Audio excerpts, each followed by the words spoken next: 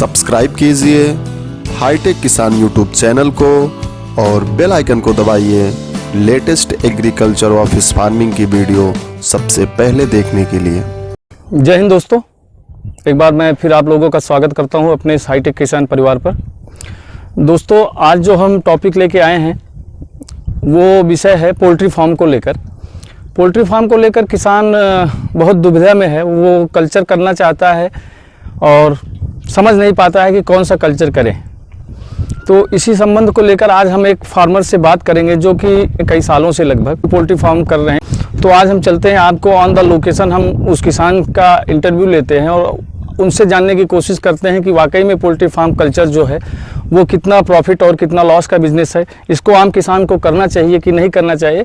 मतलब इससे संबंधित, बॉयलर फार्म से संबंधित जो भी आपकी समस्याएं हैं, जो भी आज आपके दिमाग में क्वेश्चन होगा, उसको हम आज फार्मर से खुद सॉर्ट आउट करेंगे और खुद उनका व्यूज़ जानेंगे कि उन्होंने इस कल्चर से क्या पाया है, क्या कमाया है, क्या खोया है। चलिए आज हम इस वीडियो को शुरू करते हैं। उससे पहले आप लोगों से एक छोटा सा रिक्वेस्ट है कि अगर आप लोग एग्रीकल्चर से संबंधित, फिश फार्मिंग से संबंधित, पोल्ट्री लाइन से संबंधित किसी भी विषय पर जानकारी चाहिए या लेटेस्ट टेक्नोलॉजियों से आपको अपडेट होना है, तो आप लोग से एक निवेदन है कि आप लोग वीडियो को जब देखते हैं तो उसमें एक नीचे सब्सक्राइब का बटन होता है, उसको ज़रूर दबा लें और उसी के जस्ट बगल में आप देखेंगे कि बेल आइकन का बटन है, उसको टच करने के बाद ऑल कर दें। इससे होता क्या है कि जो हम लेटेस्ट वीडियो अपलोड करते हैं वो डायरेक्ट आपके मोबाइल में नोटिफिकेशन के माध्यम से पहुंच जाता है और वीडियो आपको डायरेक्ट मिल जाती है और उससे आप अपने आप को अपडेट कर पाते हैं। तो चलिए दोस्तों, वीडियो को शुरू करते हैं और जानते हैं पोल्ट्री फार्म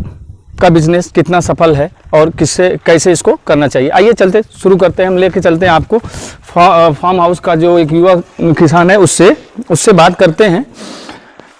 जैसा कि आप लोग ये देख पा रहे होंगे, ये फार्म हाउस है इनका और अभी तो इसमें इन्होंने अभी लेटेस्ट हार्वेस्टिंग की है। 1 वीक हुआ है, आप देख पा रहे हैं। अभी इसमें बच्चे भी आपको दिखाई दे होंगे, पड़े होंगे। तो चलिए हम किसान भाई से बात करते हैं, जानते हैं उन्हीं से कि ये बिज़नेस कैसा है, कितना सफल है।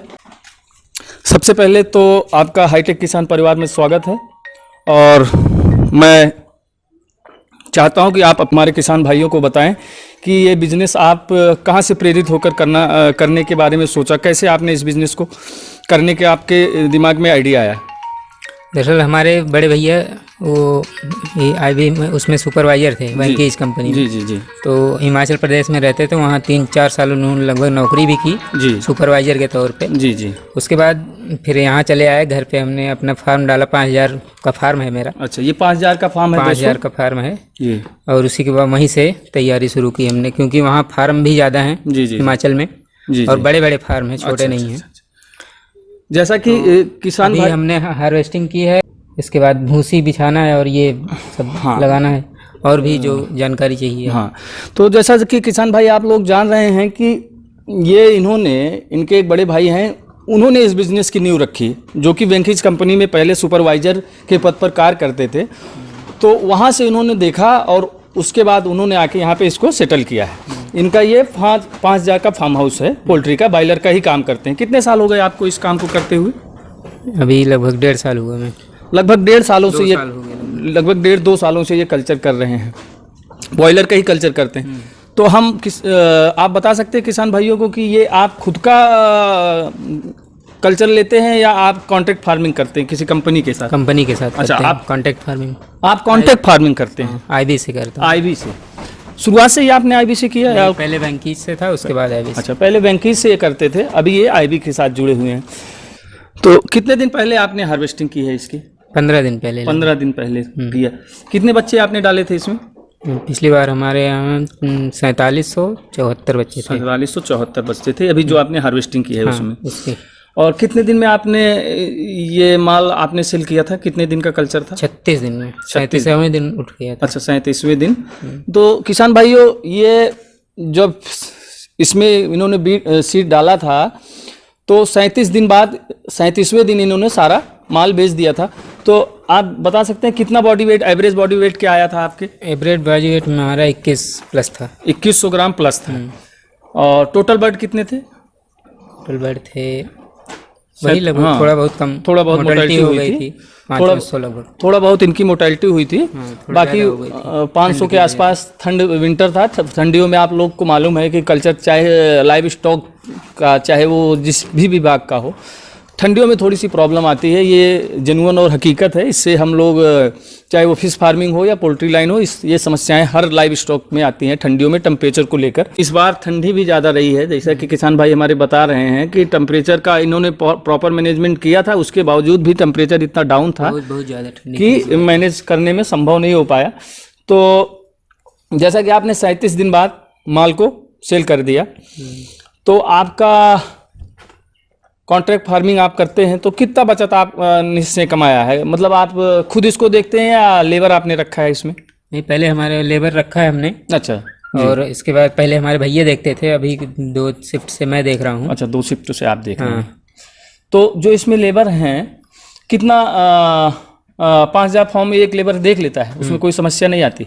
समस्या आती है यही कि बस काम करना रहता है। अच्छा, काम थोड़ा वर्कलोड ज़्यादा पड़ता है। 10 दिन के लिए लगभग 1 हफ्ते के लिए ज़्यादा रहता है। अच्छा, जब तक भट्ठी लगाते हैं। अच्छा। शुरुआत में इनका कहने का मतलब है, शुरुआत में जब छोटे बच्चे होते हैं तो आपको समस्याएं 2-3-4 दिन हमको भी देखना पड़ता है। 2-4 दिन आपको पड़ता है साथ में, कुछ दिन वो जागता है, कुछ हम। हाँ, शुरुआत में का कहने का मतलब है कि शुरुआत में जब चिक्स आते हैं तो वहाँ पे उनको केयर करना थोड़ा सा ज़्यादा टिपिकल होता है। तो इसलिए दोनों लोग मिलकर काम करते हैं, एक दूसरे के साथ काम करते हैं, और ज़रूरी भी है। तो कितना आपकी बचत हो गई है ये 37 दिनों में? आपने कितना, आपका हार्वेस्टिंग के बाद कितना आपका? इस बार हमारा हार्वेस्टिंग के बाद 45 से 50 के बीच आया था हमारा। अच्छा।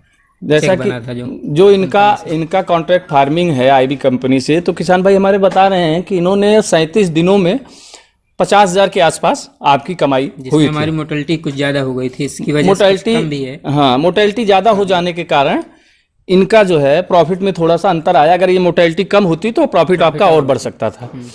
तो क्या आप इस बिजनेस से संतुष्ट हैं? ये आप क्या चाहते हैं? किसान भाई इस बिजनेस को अडॉप्ट कर सकते हैं, करना चाहिए इस बिजनेस को? करना चाहिए बिजनेस भाई, बिजनेस मेहनत का काम ही है। जी। हाँ, दिनों रात जितना लगे रहो उतना ही कम है बिजनेस में। जी। करना भी चाहिए जिसको अपना घर पे अनएम्प्लॉयमेंट इतना ज़्यादा है। एग्रीकल्चर से संबंधित बिजनेस भी है। एग्रीकल्चर संबंधित बिजनेस है, आप इसको करिए, इसके साथ में साइड में और भी बिजनेस किया जा सकता है। तो किसान भाई, जैसा कि आप भाई साहब से की बात सुन रहे होंगे, तो आप मतलब कितने दिन हो गए आपने इसकी हार्वेस्टिंग किए हुए? 15 दिन हो गए लोगों। 15 दिन हुए। उसके बाद खाद निकाली गई, साफ सफाई। अच्छा, इसकी साफ सफाई करने में 1 हफ्ते से खाली है ये। 1 हफ्ते से खाली है फार्म हाउस आपका। तो 15 दिनों में आपने प्रयास नहीं किया बच्चा लेने का? क्या कारण रहा कि इतना दिन लेट हो रहा है बच्चा आपको? मतलब इससे आपका आर्थिक नुकसान हो रहा है। आपने जो लेबर रखा होगा उसका तो पैसा आप तो देते ही होंगे। तो 15 दिन जो आपका ये बर्बाद जो है वेस्ट जा रहा है, तो आप अगर 4-5 दिन में तो हमने खाद निकाली थी। अच्छा, 4-5 दिन लग गए खाद निकालने में। थोड़ा लेट हो गया था, इसी वजह से थोड़ा लेट हो गया, नहीं तो 12 दिन 10 दिन, मतलब 15 दिन के अंदर हमको बच्चा मिल जाता है। अच्छा, 15 मैक्सिमम 15 दिन लगता है। 15 दिन रिजल्ट भी अच्छा रहना चाहिए उसके लिए। अच्छा, रिजल्ट भी अच्छा रहे। कॉन्ट्रैक्ट फार्मिंग कंपनी का अपना होता है, वो खुद ही बताते हैं कैसा क्या करना है, कब बच्चा मिलेगा आपको। अच्छा, कंपनी पहले सूचित कर देती है कि फला तारीख को आपको बच्चा मिल जाएगा। उस हिसाब से हम तैयारी करते हैं। अभी आपको निकालने के बाद ये साफ सफाई झाड़ू उड़ू लगा के इसमें दवा छिड़काव होगा। क्या दवा आप डालते हैं इसकी नई तैयारी करने के लिए? मतलब कौन कंपनी दवा देती है आपको? कंपनी दवा देती है, फार्मालिन देती है वो, कि इसको पूरे उसमें मार दीजिए जिससे बैक्टीरिया वगैरह का इम्पैक्ट। फार्मोलिन मारते हैं। हाँ, फार्मोलिन आप मारते हैं। चूना भी मारते होंगे आप? उसके बाद जैसे चूने की जरूरत होती है, हर शिफ्ट में जरूरत नहीं होती है। जी। कभी जैसे चूना ज़्यादा कम हो गया या फिर इसमें पता चलता है नमी रहती है तो चूना मारते हैं। अच्छा, नमी के कारण दीवार में। तो ठीक है, तो ये बताइए आप, दीवार में अभी चूना मारा हुआ है, जैसे नमी हो गई है चूना हट जाता है। जी। ये देखिए यहाँ पे दीवार पे चूना हट गया है, तो अगले शिफ्ट में हम इसको मरवा के चूना, ताकि जो टेम्परेचर बने हमारा, जो वाष्प रहती है सभी चूना सोख लेता है, उसके माध्यम से कुछ जो उसके माध्यम से बैक्टीरिया के लिए भी बहुत अच्छा होता है कि डिजीज आपको नहीं लगते हैं। बिल्कुल आपने सही कहा किसान भाई, कि आप लोग जब भी फार्म हाउस बनाए तो जो इसकी दीवार हैं उनको आप अगर प्रॉपर चूने से पुताई करेंगे हार्वेस्टिंग के बाद, तो बैक्टीरिया का जो इम्पैक्ट होता है डिजीज का वो कम रहेगा। जैसे उसकी ज़रूरत होती है, हर शिफ्ट में नहीं होता चूने का, लेकिन जिस शिफ्ट में ज़रूरत होती है अच्छा, वो शिफ्टिंग के हिसाब से हाँ। होता है।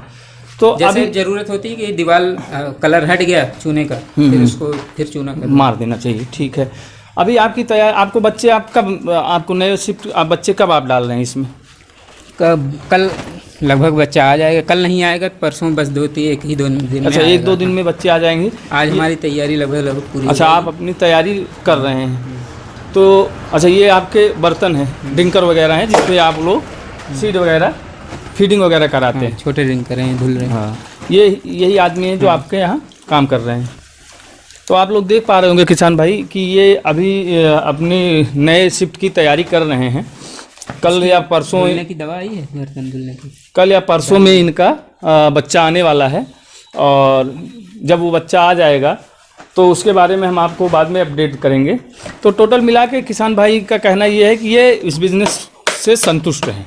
आप इस बिज़नेस से संतुष्ट हैं। इस बिज़नेस को आम फार्मर के लिए करना चाहिए और कर सकता है, बिल्कुल। मेहनत है इसमें, मेहनत बड़ी भाई पड़ेगी। हाँ, नहीं, बिजनेस कोई भी हो बिल्कुल कर दोस्तों, सकता है। तो बिजनेस कोई भी हो, वर्कलोड तो आप लोगों को रहता उसके ही है। बारे में जानकारी ले ले उसके पहले। हाँ, थोड़ी सी आप नॉलेज लेके, किसान भाई का कहना है कि नॉलेज लेकर ही बिजनेस को करें। वो हर बिजनेस के लिए है।